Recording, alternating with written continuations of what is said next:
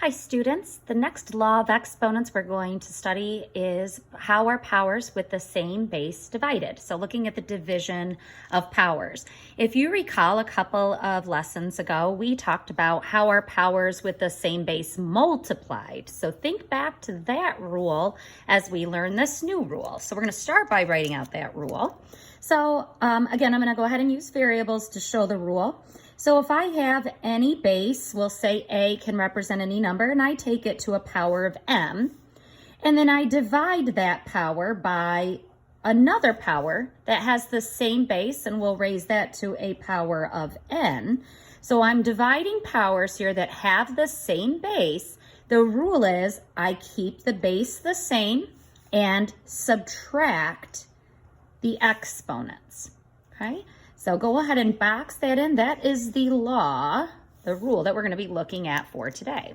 So let's jot that out in writing also. So again, the rule is we're going to keep the base the same.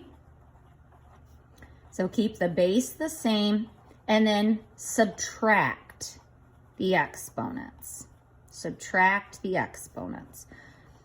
Okay, so you might recall, hopefully, just a few lessons ago when we talked about multiplying powers with the same base.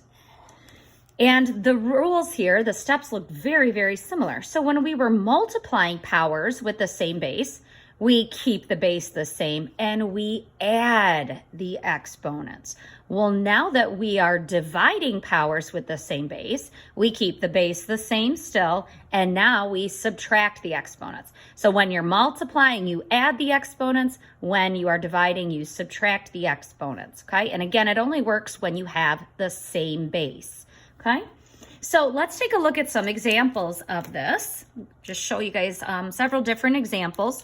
So if I start with something like x to the 7th power divided by x to the 5th power, what you can do is write this out in expanded form. Okay, so you could multiply x times itself 7 times divided by x times itself 5 times. Okay, so x times x. So if you expand this out and multiply x by itself 7 times, and then x times itself 5 times, okay? You could do that.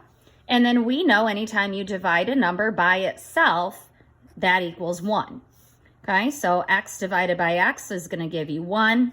Okay, so those will cancel, those cancel, cancel, cancel, and we are left with 2 x's.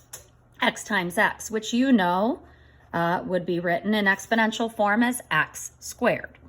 So if we apply this rule now that says we can keep the bases the same, so our base here is x, so we have our base of x, and then we can subtract the exponents, m minus n. Okay, so here we would subtract 7 minus 5, and that's how we get the 2. So we can skip all of this expanded form and use that law that says that we can just subtract the exponents. Okay, let's look at another example.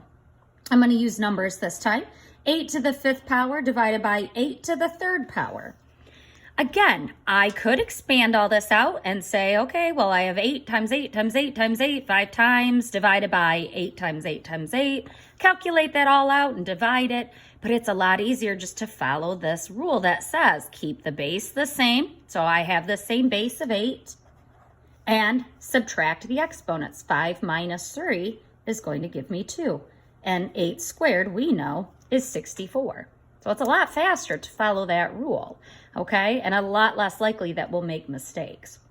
However, what if you have something like this? What if I flip this around? What if I have 8 to the 3rd power divided by 8 to the 5th power? What if I had that switched around? Is that still going to give me 64? Well, let's see. 8 cubed is 8 times 8 times 8. 8 to the 5th power is now in the denominator, okay? And like we looked at up here, I can go ahead and cancel those out. 8 divided by 8 is 1, so that cancels, and now I have 8 squared in the denominator. So up here, if all that cancels, I'm left with 1. So this would be 1 over 8 to the second power, which would be 1 over 64.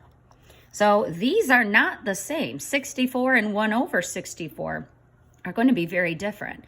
Okay, but again, if I follow that rule, I keep the base the same and I subtract the exponents. So now I'm subtracting 3 minus 5. Okay, so 3 minus 5, that's a negative 2. So what this is really showing here is 8 to the negative second power. And we learned in the last lesson that when you have a negative exponent, it's a flip and it becomes 1 over 8 to the second power, which is what we have right here.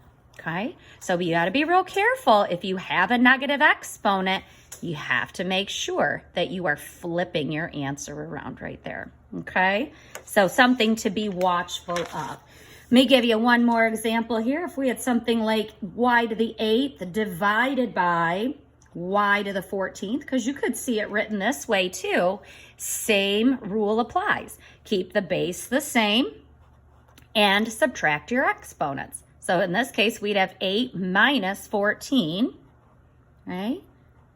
So keeping the base the same, subtracting your exponents, 8 minus 14 is a negative 6.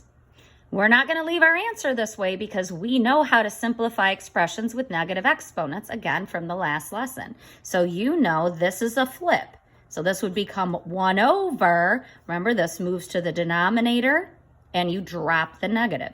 So this would actually be written as 1 over y to the 6th power, okay? So those are some examples on dividing powers with the same base. Same as with the multiplying powers, except now you are subtracting the exponents instead of adding. If you have any questions, as always, please feel free to email me, and I will see you with the next law.